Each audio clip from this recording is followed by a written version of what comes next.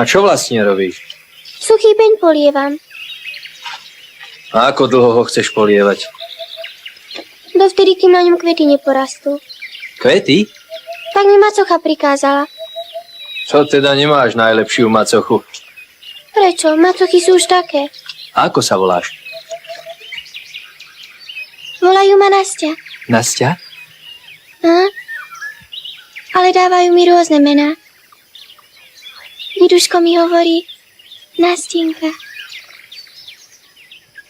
Sestrička Nastka. A macocha tak nepekne zmia, striga. Nastenka. Vieš čo?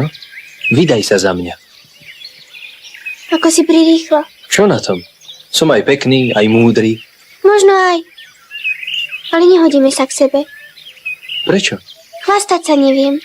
Preto.